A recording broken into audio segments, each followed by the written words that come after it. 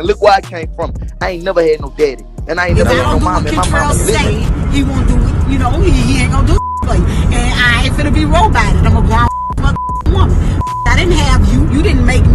I made you. Fans go crazy when rappers really live what they rap about. But NBA YoungBoy, he's on a whole different level when it comes to keeping it real. His whole life has been a wild ride. Jail time, shootouts, and even running things while stuck on house arrest. Today, we're diving deep into every single case this man has ever faced.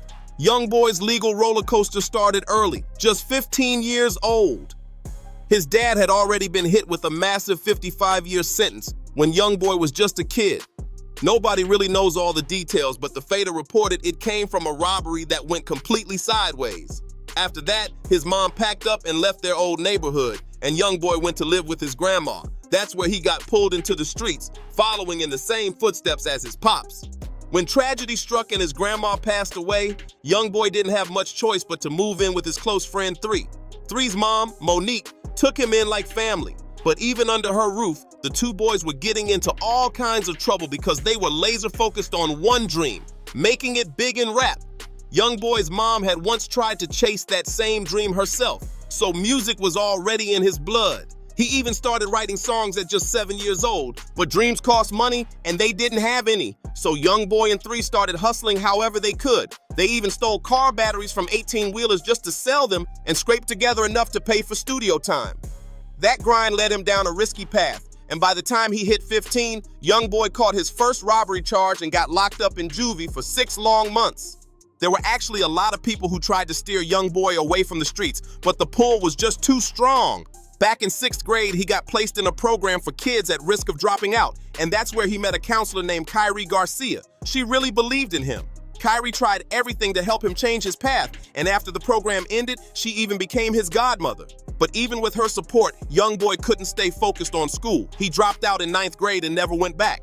Most fans know about the 2 years he spent on house arrest in Utah, but hardly anyone realizes why he ended up there. It was actually because of Kyrie Garcia. She had moved to Utah, and YoungBoy went to visit her back in the day. That trip was huge for him. It was his first time ever flying on a plane or leaving the South. He liked it so much, he went back again for Thanksgiving and Christmas just to be around her and feel that peace. At one point, he was seriously thinking about making Utah his new home, but fate had other plans. His rap career started blowing up, and with that came even more heat from the streets. While locked up in juvie, he kept grinding and writing songs non-stop. When he finally got released, he wasted no time. He dropped his first project, Life Before Fame, showing everyone that he was ready to take over the game. Back then, YoungBoy was rolling with a Baton Rouge crew called the Top Boy Gorillas, known as TBG. But things behind the scenes were messy. TBG had major beef with another local crew, the Bottom Boy Gorillas, or BBG. The tension hit home because YoungBoy's own cousin, Illa, was repping BBG. That family split made things even more personal. YoungBoy and Illa stopped rocking with each other completely over the TBG versus BBG feud. Things got dark between family, real dark. Word on the street was that Illa, YoungBoy's own cousin, allegedly wanted him gone. The main rapper from TBG, G Money, was already deep in the mix, and once the tension started building, he dropped a diss track called Industry with the ruthless line. R.A. Pie, you should be ashamed. I know what's up with you now. I never fuck with you now. I would've bust for you now. I put my trust in you now. Now I can't F with you, Naka. Had me looking for your cousin. He wanted to kill you. That track set everything off. YoungBoy had originally linked with TBG through his close friend Lil Herb, who happened to be G Money's younger brother. At first, G Money treated him like a little bro, showing him how to record, how to write, how to move in the rap game. But as YoungBoy started taking music more seriously, he began feeling some type of way. He thought TBG was holding him back. They believed G Money was the one destined to blow up. So YoungBoy decided to branch out on his own and form a new movement. Never broke again. But once he split from TBG, things got even more twisted. He started linking back up with his cousin Illa, and for a minute, it looked like they were cool again.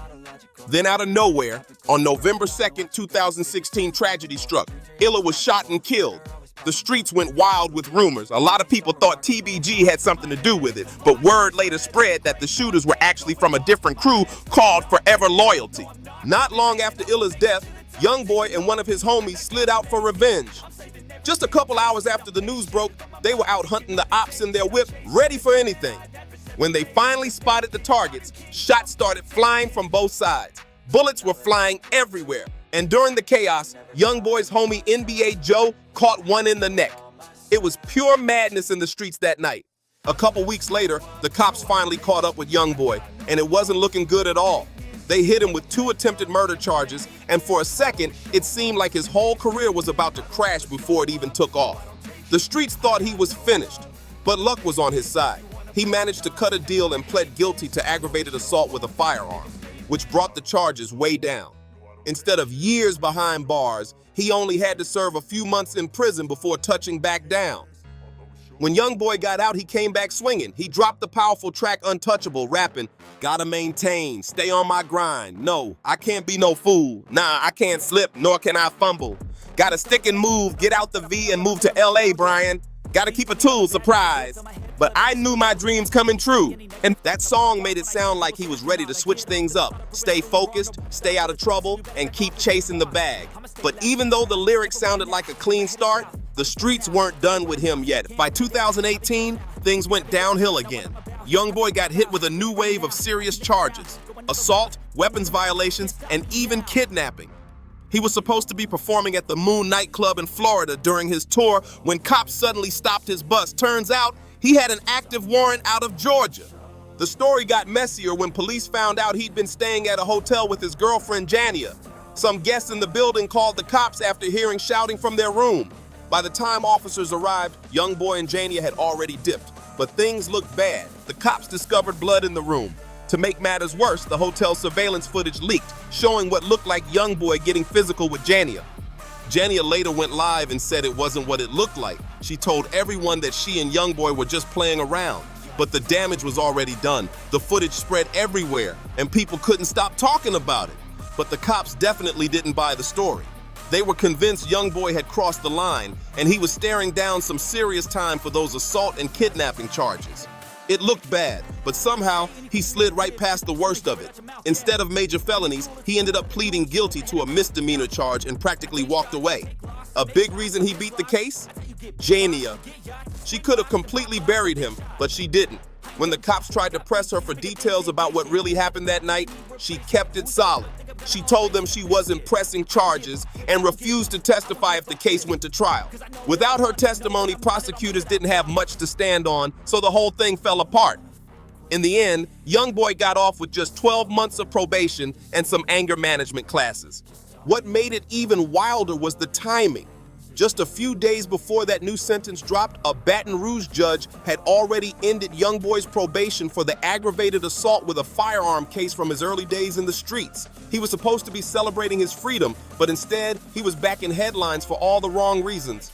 Then, in March 2019, more drama hit. YoungBoy got slapped with a lawsuit from his own bodyguard. The situation went down a few months earlier, in December 2018, at a show in South Carolina where YoungBoy and his close homie Quando Rondo were performing. During the concert, a wild fan allegedly tried to snatch YoungBoy's chain right off his neck. Security rushed to shut it down, and the venue staff took YoungBoy, Quando, and the rest of the crew backstage to keep things calm. But what happened next took things to another level. Reports say YoungBoy and Quando told the bodyguard to head back out on stage. And that's when things really started heating up. Nobody expected what came next. YoungBoy and Quando allegedly wanted the bodyguard to go back on stage and put hands on the fan who tried to snatch YoungBoy's chain. But the bodyguard wasn't trying to risk it. He told them straight up it was a bad idea. That's when things reportedly turned ugly. Word is YoungBoy and Quando jumped the dude after he refused. Not long after, a video leaked online showing both YoungBoy and Quando swinging on someone backstage during that same concert. Nobody ever officially confirmed if it was the exact same moment, but it definitely fueled the rumors. The bodyguard later claimed that he walked away from that night with a cracked tooth, a bloody face, and a damaged reputation after getting attacked. He ended up suing, though it's still unclear how that lawsuit actually turned out. Even with all that chaos, YoungBoy didn't face any jail time over the situation. But just a few months later, things got even more dangerous. His ops back in Baton Rouge nearly took him out. While YoungBoy was blowing up in the rap game and hitting new levels of fame, the street beef in Baton Rouge was spiraling out of control. G Money, the same rapper he once looked up to, got shot and killed, and YoungBoy's homie Lil Pap was arrested for the hit. That murder sent shockwaves through the city. Then the TBG crew decided to clap back hard. They allegedly killed YoungBoy's manager, Big Dump. Word in the city was that Boulevard Quick and Lit Yoshi were the ones who pulled the trigger on Big Dump, and their guy Fredo Bang even threw shots at him on a track, rapping, "A lot of smoke when he raps. Yeah, I put a nay on his back, you heard me? You know I'm smoking on the fat now, you understand me? And we ain't dumping no ashes, you heard me?" That diss had the whole Baton Rouge scene on fire, but the cycle didn't stop there. Soon after, Boulevard Quick got shot and killed too.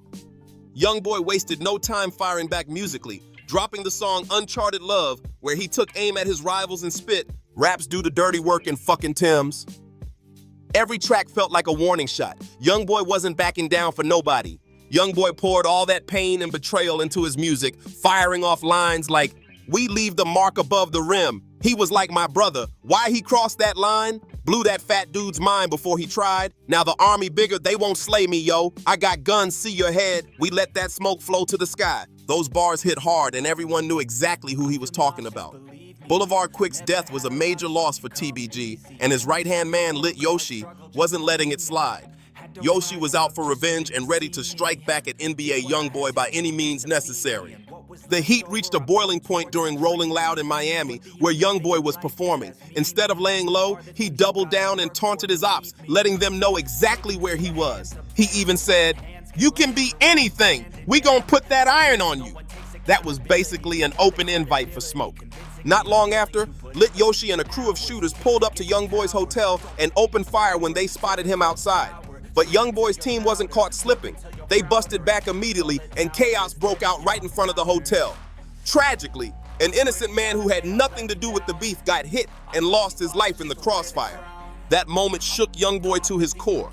Seeing an innocent person die like that hit him hard. He later said, "I wish they would have gotten me, not him." You could tell the guilt was eating him up inside. At first, the cops charged YoungBoy for the shooting, and it looked bad, real bad. But after months of back and forth, the charges were dropped due to lack of evidence. Still, his problems weren't over. He was on probation at the time, and he ended up violating it because he was seen hanging out with two old homies, Ben Fields and Boomer. The judge said both of them were connected to the 2016 drive-by that got YoungBoy locked up in the first place, meaning he wasn't even supposed to be around them. Because of that, YoungBoy was almost facing 10 years in prison, but once again he got lucky. He only had to serve 90 days in jail before being placed on house arrest.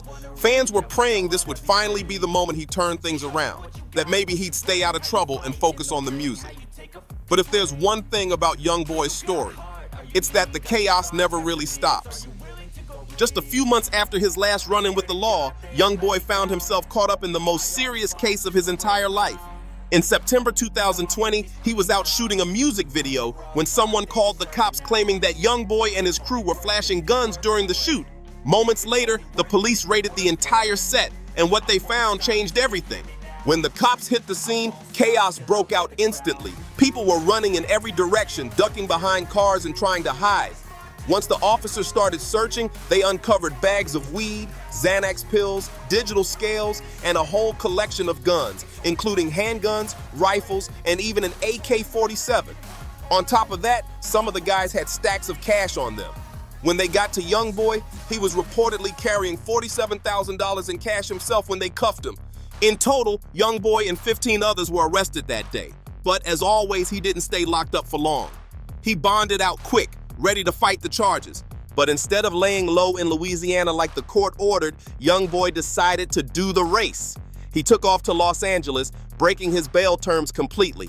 It didn't take long for the cops to track him down. They spotted his car, tried to pull him over, and that's when YoungBoy jumped out and ran on foot. Police dogs were released and they eventually caught him hiding nearby. Once they searched his vehicle and found another gun inside, the feds hit him with fresh federal weapons charges. Things were looking real bad this time. For a minute, it looked like he might be stuck behind bars for years, but in 2021, he caught another break. The judge agreed to release him on a $1.5 million bond, though he still had two major cases hanging over his head. That same year, YoungBoy was ordered to move to Utah to serve his house arrest and wait for trial. The judge believed Utah would be a safer and calmer environment for him, far away from all the Baton Rouge beef and street tension that kept pulling him back into trouble. It was a fresh start in a quiet place, at least for the moment. The judge knew about YoungBoy's deep connection to his old counselor, Kyrie Garcia, and thought having her nearby would help him stay grounded and out of trouble. She'd been one of the few positive influences in his life, so the plan was that being close to her in Utah would keep him focused. Then, in 2022, YoungBoy finally caught a major legal win. His federal gun case from Los Angeles was officially thrown out, giving him a little breathing room at last. But he wasn't completely free. He still had another gun charge out of Baton Rouge hanging over him, and that one was about to take a shocking twist. By 2023, wild news broke that flipped the whole case upside down. It turned out that some of the same cops who had arrested YoungBoy and his crew in Baton Rouge were now under investigation themselves, and what they were accused of was beyond insane. According to official documents, those officers had a long history of abusing suspects and even destroying evidence to cover their tracks. Paperwork showed they once arrested a man, then used a stun gun on him while he was being strip searched at the police station. One of the officers reportedly punched the man, then pointed to another cop and said, "You see this guy here? He's about to knock you out." But that wasn't even the worst part. Prosecutors revealed that the officers allegedly had a secret torture warehouse where they took detainees to be sexually assaulted and illegally strip searched. It was one of the darkest scandals to ever come out of Baton Rouge law enforcement. When this news broke, everyone thought YoungBoy might finally catch a break since his arrest had been handled by dirty cops. Fans were convinced the case would fall apart completely. But to everyone's shock, that didn't happen. YoungBoy was still kept locked down in Utah, forced to continue serving his house arrest while his legal mess dragged on for years.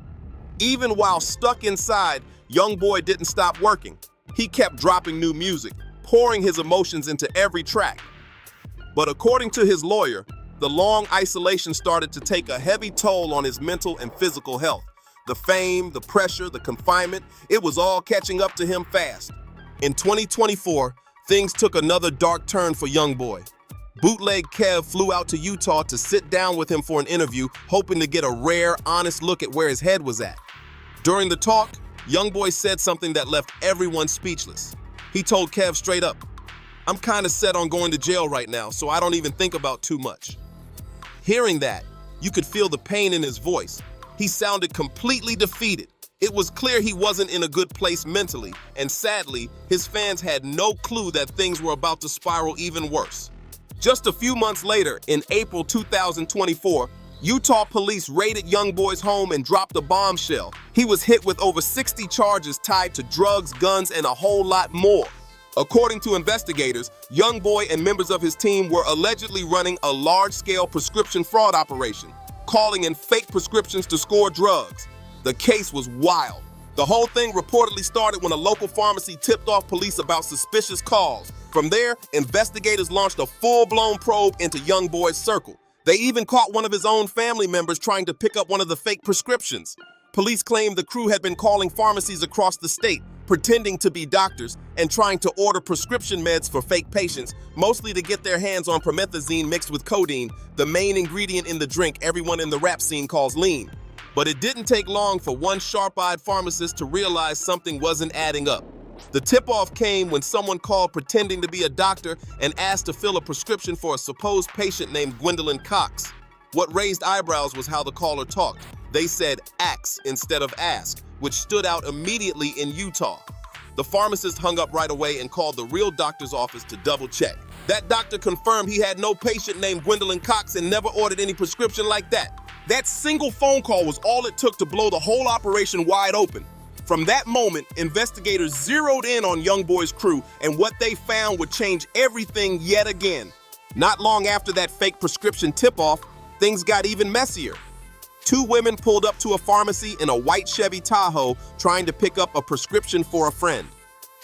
But here's the catch. The Tahoe was registered to NBA YoungBoy himself. That's when investigators started connecting the dots, realizing the entire operation might be tied straight back to him. And just when it seemed the situation couldn't get any worse, cops hit YoungBoy with another bombshell. During a search of his Utah home, they found a gun inside, something he wasn't supposed to have at all. That discovery triggered another serious charge and forced the judge to revoke his house arrest completely.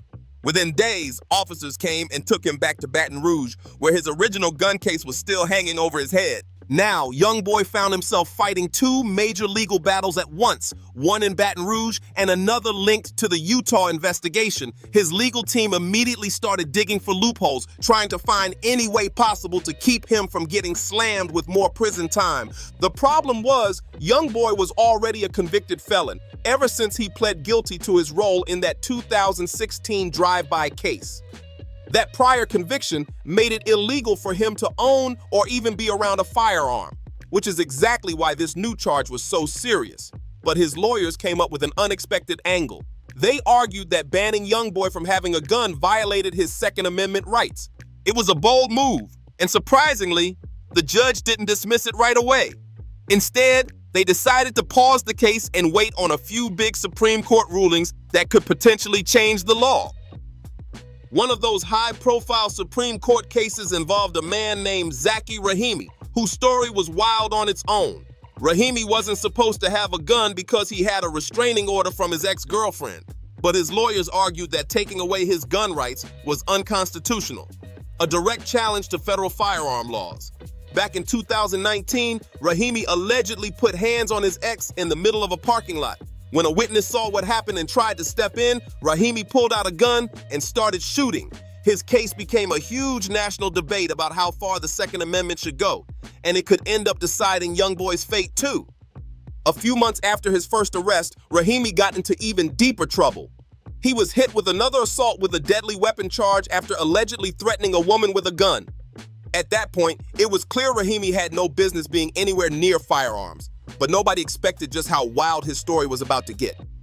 Between December 2020 and January 2021, Rahimi went on a month-long rampage, getting tied to 5 different shootings. The details were straight out of a movie. First, he shot a man he was selling drugs to. Then literally the next day, he fired at someone who accidentally ran into his car. Just 2 days later, he started shooting into the air in a public area while a bunch of kids were nearby. It was complete madness, but Rahimi wasn't done yet. A few weeks later, someone flashed their headlights at him on the highway, a totally normal thing to happen, but Rahimi took it as disrespect. He chased them down and started firing into their car while they were driving. Then came the final straw. He and a friend went to a fast food joint, and when his friend's car got declined, Rahimi pulled out his gun again and shot into the air. The dude was completely out of control. YoungBoy's legal team had been keeping a close eye on Rahimi's Supreme Court battle, hoping it would open a door for them. Their plan was simple. If Rahimi's lawyers managed to win the case and convince the court that banning felons from owning guns was unconstitutional, YoungBoy might have been able to walk free on his own gun charge in Baton Rouge. But that plan came crashing down when Rahimi lost his case. The Supreme Court ruled against him, which meant YoungBoy was still stuck facing his federal gun charges. At first, YoungBoy was ready to take his Baton Rouge case to trial. But after some back and forth with his lawyers, he made a smart move. He decided to plead guilty instead. That choice actually made it easier for his team to negotiate. After the plea, the feds agreed to move his federal gun case from Louisiana to Utah, where he was already staying under house arrest. That switch turned out to be a major blessing for him. Once both cases were in the same court system, YoungBoy's legal team managed to secure a global plea deal, combining his Baton Rouge gun charge and the Utah case into one. It was the first real break he'd caught in years, and it finally gave him a chance to breathe. After years of non-stop legal chaos, YoungBoy finally reached the end of one of the wildest chapters of his life. He pleaded guilty to 4 felonies and 6 misdemeanors in his Utah drug case, charges that could have easily kept him locked up for decades. At first, it looked bad. The amount of time he was facing just for the drug charges alone was serious. But once again, he managed to catch a lucky break. The 4 felony charges were reduced to misdemeanors, saving him from a massive sentence. By this point, YoungBoy had been fighting so many cases that even his fans could barely keep track anymore. People were genuinely worried he was about to spend the next 20 years behind bars. But fate had something different in store. On December 10th, 2024, the final sentence dropped: 23 months in prison and 60 months of probation. Now, 2 years in prison is nothing to play with, but there was some good news. Well-known celebrity lawyer Bradford Cohen, the same guy who's worked with Kodak Black and helped him dodge some serious time, spoke out about the case. Cohen said YoungBoy would likely be out in less than 12 months, and with his track record, fans actually believed it.